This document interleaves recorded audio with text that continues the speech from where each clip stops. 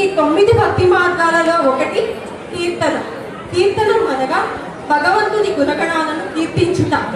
ఈ మార్గాన్ని ఎంచుకొని 32,000కు పైగా సంకీర్తనలు మనకు అందించిన తొలి తెలుగు వాగ్గేయకారుడు సాక్షాత్తు శ్రీ మహావిష్ణువు ఖడ్గమైన నందకం వంశతో జన్మించిన వాడు శ్రీ తాళపాక అన్నమాచార్యులు. 15వ శతాబ్దానికి చెందిన ఈ పదకవిత పితామహుడు తెలుగునాట జన్మించి సులువైన పదజాలంతో ప్రజలలో భక్తి మార్గాన్ని కలిగించి భగవంతుడిని చేరువ చేశాడు. ఈయన రచించిన కీర్తనలోని భక్తి భావనలు, జోల పాటలు, గొబ్బిళ్ళ పాటలు, జానపద మరియు శృంగార కీర్తనల వంటి ఎన్నో వైవిధ్యభరితమైన పాటలు తెలుగు సంస్కృతిలో ఒక భాగమై అలరారుతున్నాయి. విభిన్న సాహితీ ప్రక్రియలకు చెందిన ఇట్టి అన్నమాచార్యుల కీర్తనలతో కలియుగ ప్రత్యక్ష దైవమైన ఆ శ్రీనివాసునికి నృత్యాభివందనం చేసే ప్రయత్నం చేస్తున్నాము. వీక్షించి మమ్మల్ని ఆశీర్వదించమని. భృగు మహర్షికి అహంకార భంగం కలిగించినప్పటికీ అతడు తన నివాసమైన వక్షస్థలాన్ని గాలితో తన్నిన కారణంగా లక్ష్మీదేవి శ్రీ మహావిష్ణువుపై అలకపోని భూలోకానికి దిగిరాగా లక్ష్మీదేవి వైకుంఠంలో ఉండలేని శ్రీనివాసులు కూడా భూలోకానికి లక్ష్మీదేవిని వెతుకుతూ పయనమవుతాడు. వైకుంఠం నుండి భూకి దిగొచ్చిన ఆ శ్రీమన్నారాయణుని స్తుతిస్తూ అన్నమాచార్య రచించిన కీర్తన శ్రీమన్నారాయణ నీ పాదమే శరణు. ఈనాటి మా ప్రదర్శనలోని మొదటి అంశం తిలకించి ఆనందించండి.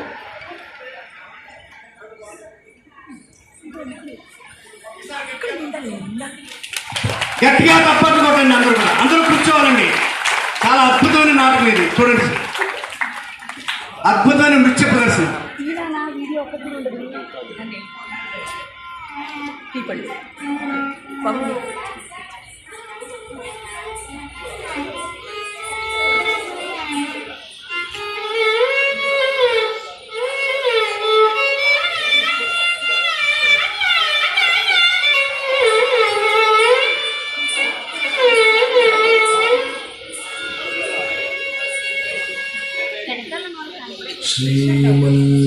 శ్రీమన్నారాయణ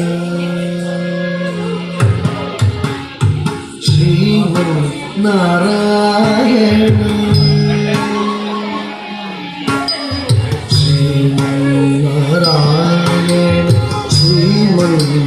శ్రీమన్నారాయణ శ్రీమన్నారాయణ నీ శ్రీపాదమే శరణు. శ్రీమన్నారాయణ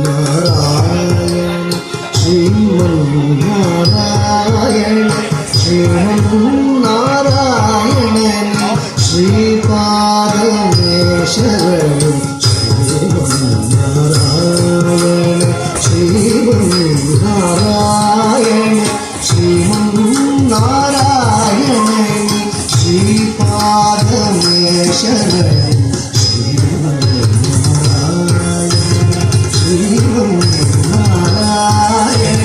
శ్రీమన్నారాయణ నీ శ్రీపాదమే శరణు.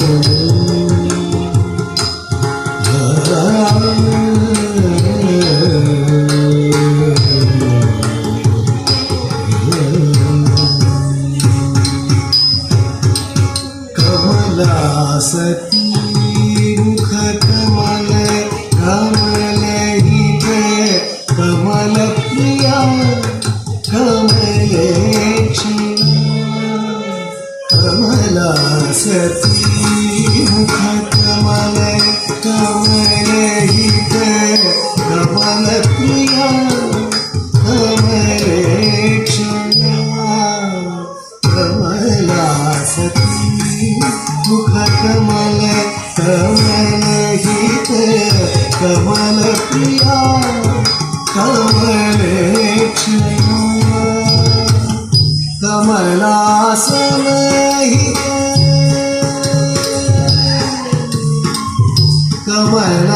కమలాసనహిత గరుడ గమన శ్రీ కమలనాభ నీ పద కమలే శరణు.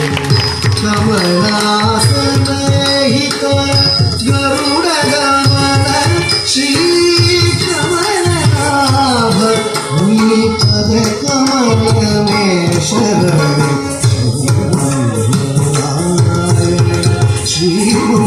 శ్రీమన్నారాయణ శ్రీమన్నారాయణ శ్రీపాదమే శరణం శ్రీమన్నారాయణ శ్రీమన్నారాయణ శ్రీమన్నారాయణ శ్రీపాదమే శరణం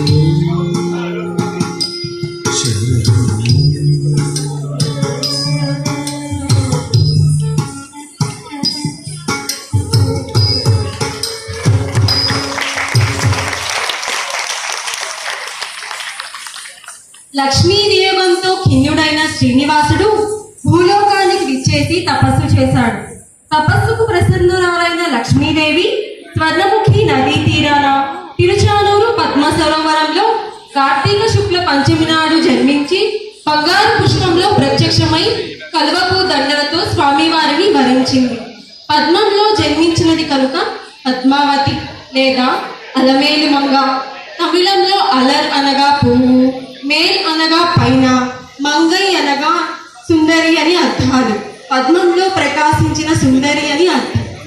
శ్రీ మహాలక్ష్మియే అలమేలు మంగగా అవతరించి తిరుచానూరులో కొలువై భక్తులకు అష్టైశ్వర్యాలను అందించే తల్లిగా అలరారుతున్నది. మా ప్రదర్శనలోని తరువాతి అంశం వచ్చేను అలమేలు మంగ. ఈ కీర్తనను అన్నమాచార్యుల వారు శ్రీనివాసుని కొలువులో స్వామివారి ఎదుట నాట్య ప్రదర్శన చేయడానికి అలమేలు మంగమ్మను తన చెరులందరి కలిసి వస్తున్నట్టుగా ఊహించి రచించారు. తిలకించి ఆనందించండి.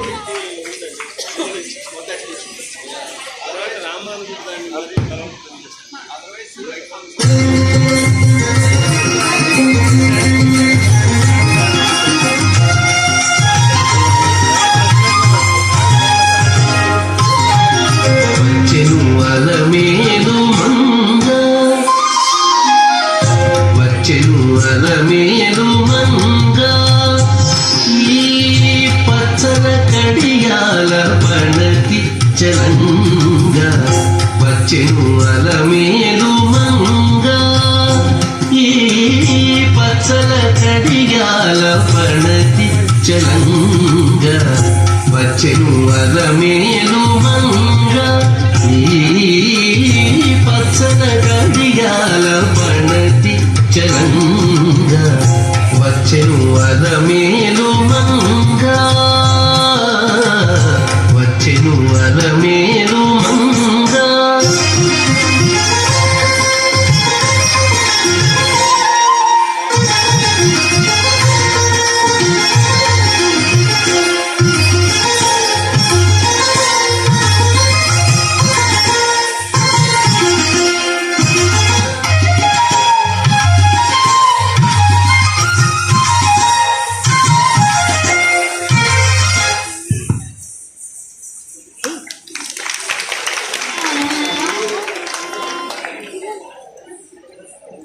భూమికి దిగి వచ్చిన అఖిలాండ కోటి బ్రహ్మాండ నాయకుడైన శ్రీనివాసుడు అరణ్యంలో అలసి ఉండగా తల్లిగా ఆదరించి ఆ దేవదేవుని ఆకలిని తీర్చిన లోకమాత అఖిలాదేవి. గత జన్మలో యశోదగా శ్రీకృష్ణుని లాలించి పాలించి పెంచినప్పటికీ ఆ శ్రీకృష్ణుని కళ్యాణం తిలకించాలనే కోరిక ఆమెకు అలాగే మిగిలిపోయింది. జన్మాంతరమున ఆ కోరిక తీరగాలని వరమిచ్చిన శ్రీకృష్ణుడు కలియుగమున శ్రీనివాసుడై వకులమాత ఆశ్రమానికి చేరతాడు. జో అచ్యుతానంద జోజో ముకుంద అంటే ఆ ముకుందుడు నిద్రిస్తాడో లేదో కానీ మన తెలుగు పిల్లలు మాత్రం హాయిగా నిద్రపోతారు. దేవదేవుడైన తల్లికి బిడ్డే కదా కనుక ఆమె వద్ద చేసే మారాలు గారాలు అల్లర్లు ఈ అంశంలో వీక్షించండి.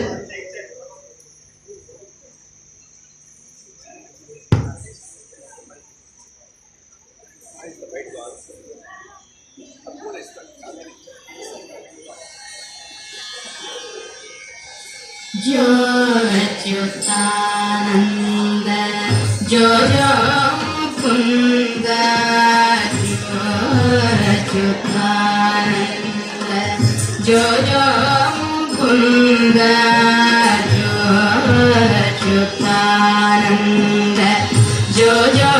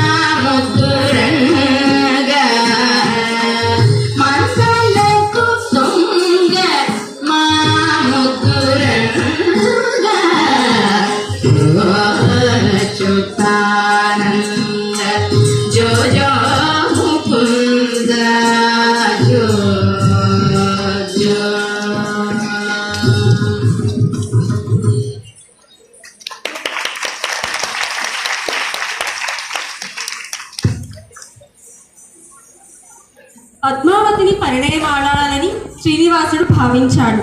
తన ఇష్టాన్ని అకులామాతకు వివరించగా ఆమె పద్మావతి తండ్రి అయిన ఆకాశరాజును ఒప్పించి పద్మావతి శ్రీనివాసుల కళ్యాణాన్ని జరిపించింది. సకల దేవతలు తరలివచ్చి ఆ అపూర్వ ఘట్టాన్ని తిలకించి పులకించారు. కలియుగంలో నిత్య కళ్యాణాన్ని చూసే భాగ్యాన్ని ప్రసాదించమని బకుళామాత శ్రీనివాసుని కోరగా అందుకు అంగీకరించిన స్వామివారు ఆ 7 కొండలపై కొలువయ్యారట. ఆ కళ్యాణ వైభవాన్ని పొందుపరిచిన పాట పిడికిట తలంబ్రాల పెండ్లి కూతురు అనే అన్నమయ్య కీర్తనే మా తదుపరి అంశం. వీక్షించండి.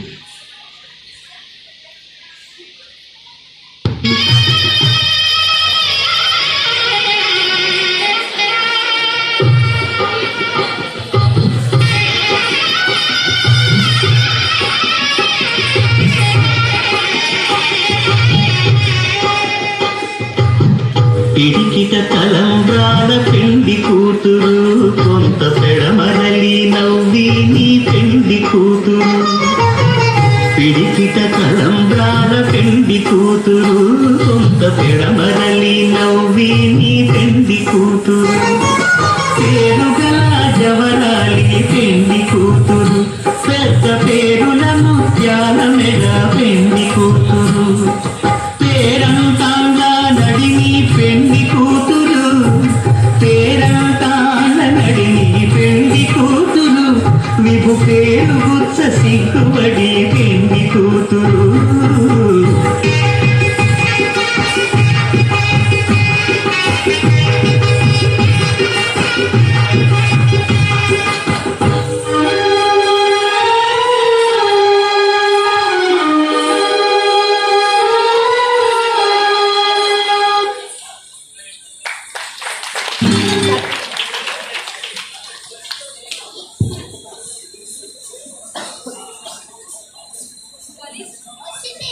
కలియుగంలో భక్తులను తరింప చేయడానికి సాక్షాత్తు శ్రీ మహావిష్ణువే శ్రీ వెంకటేశ్వరుడిగా తిరుమలపై స్వయంభూగా అవతరించారు. మొట్టమొదటిగా వైకానస అర్చకులు శ్రీమాన్ గోపీనాథ దీక్షితుల వారు శ్రీవారి మూర్తిని కనుగొన్నారని శ్రీ వెంకటాచల మహత్యం అన్న గ్రంథం ఆధారంగా తెలుస్తోంది. ఆకాశరాజు సోదరుడైన తొండమాన్ చక్రవర్తి ఆనంద నిలయాన్ని నిర్మించాడని ప్రతీతి. శ్రీ వైకానస ఆగమ మార్గాన్ని అనుసరించి తిరుమలలో శ్రీవారికి రోజుకు 6 సార్లు పూజలు నిర్వహించబడతాయి. వీటిలో డోలోత్సవం, కళ్యాణోత్సవం, సహస్ర దీపాలంకరణ వంటి సేవలను భక్తులు తిలకించి పులకిస్తారు. ఆ దేవదేవుని డోలోత్సవాన్ని మీరు కూడా తిలకించండి.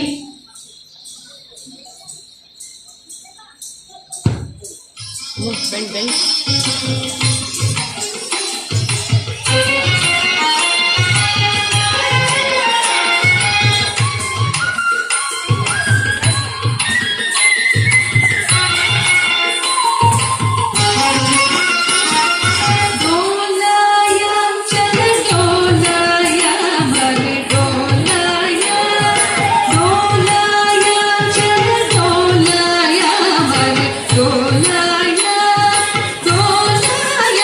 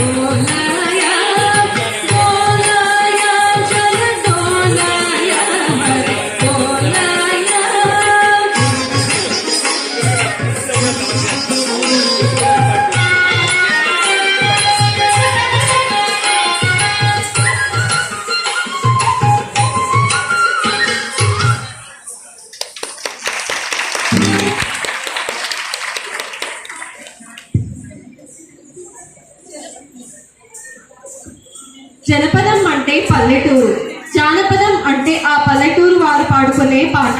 సులువైన పదాలతో జనపదాల కోవలో రచించబడిన పాట బ్రహ్మమొక్కటే. భగవదారాధనతో పాటు సామాజిక చైతన్యం కోసం అన్నమయ్య కృషి చేసినట్లుగా ఈ పాట వల్ల తెలుస్తోంది. వెంకట అనే తన ముద్రను తన కీర్తనలలోని చివరి చరణంలో కనబరిచారు అన్నమయ్య. పల్లవిలో ప్రతిపాదించిన భావాలను శ్రోతల మనస్సులో మరీ మరీ తిరిగేలా చరణాలు నిర్మిస్తూ పల్లవిని అనుసంధానం చేస్తూ చివరిగా అనూహ్యమైన పద్ధతిలో వెంకటేశుని ప్రస్తావనకు ముడిపెట్టి ముగించడంతో ఈ కీర్తనలు అపురూపమైన భావాన్ని కలిగిస్తాయి. ఈనాటి మా ప్రదర్శనలోని ఆఖరి అంశం బ్రహ్మమొక్కటే పరబ్రహ్మమొక్కటే. తిలకించి ఆశీర్వదించండి.